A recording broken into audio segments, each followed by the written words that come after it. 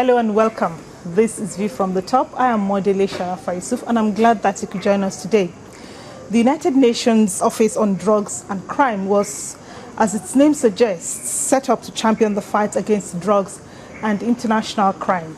Crimes which include money laundering, corruption, and trafficking in persons. Veteran actress Joke Silva is one of UNODC's Goodwill Ambassadors, and she's kind enough to join us tonight. Hello and welcome. Thank you so much, Modele. Let's get you acquainted with Joke Silva before we launch into our conversation.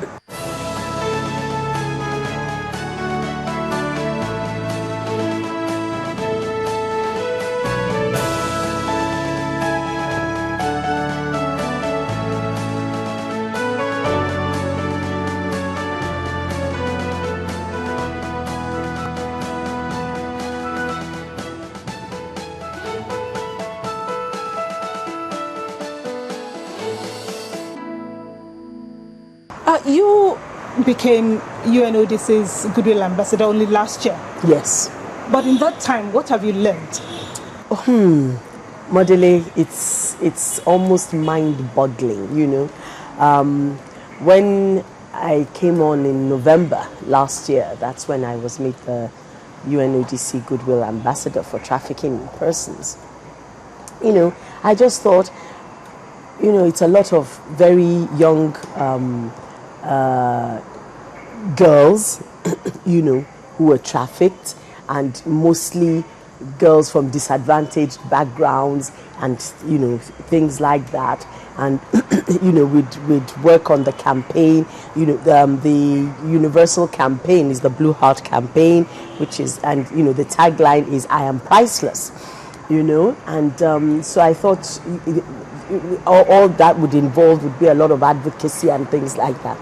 Only to discover that it's not only young girls from disadvantaged backgrounds that are trafficked. You have young boys, you have women, you know, adult women, you have adult men who are trafficked, you have babies who are trafficked. They're not trafficked only to become commercial sex workers, sex slaves, but they're also trafficked for their organs. Harvesting of organs is there. People are trafficked for their hair. You know, yes, in the Latin American countries, yes. So that human hair, yes, human might hair, have come from yes, someone who was trafficked. Yes, there's a lot of trafficking. There's a, you know, and then people are, you know, set up baby factories.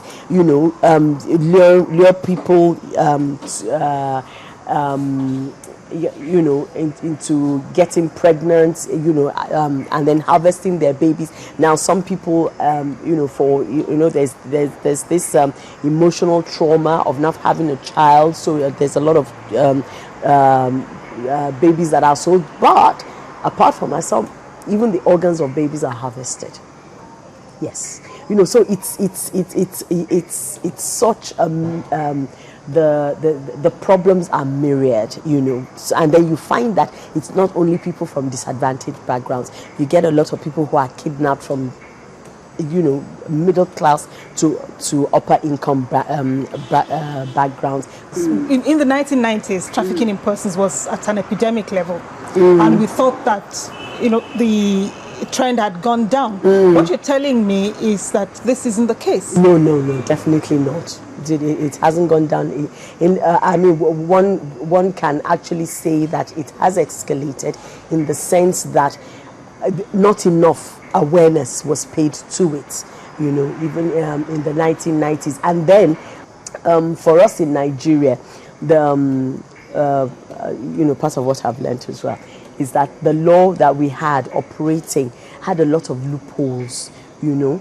Now it's huge business. It's as you know, trafficking in persons is, as they say, modern day slavery. It's the business of the 21st century, you know. You know, and so when you catch a perpetrator of human trafficking, the law was such that the sanction was incarceration of between 10 to 15 years. But then there was all that leeway. There was no minimum period of incarceration. So a lot of times, judges were giving sentences of sometimes 1 month incarceration. Yes. And then there was also the option of a fine. So sometimes they were paying 10,000 naira. Can you imagine? For somebody who's made so much money, you know? So what is being done now? And then there was an amendment, and then the whole thing was getting clumsy.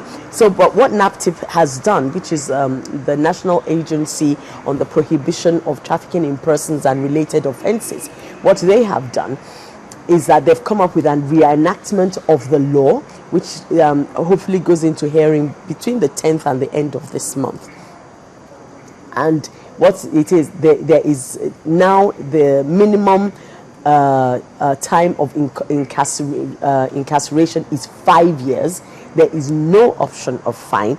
There can be a fine added to the minimum, and there is no maximum number of years, but there is a minimum. So there are a lot of amendments that needed to be made to the law because there were just so many loopholes.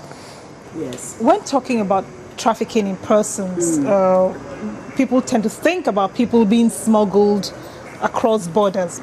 But surely trafficking within borders, especially for domestic servitude, yes, is as big a problem, if not a bigger problem. It is definitely. You're absolutely right. Go on, finish. Yeah, sorry, I cut you.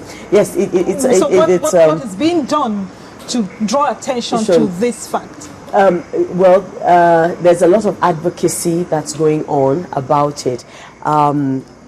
There's this belief that when you get somebody from outside of the states to as domestic, there's this issue with homes that the younger your house help, the safer it is. There's this belief that sometimes for us we feel that if we get an older girl as a domestic help, then we are bringing in a second wife for your husband. That kind of thinking.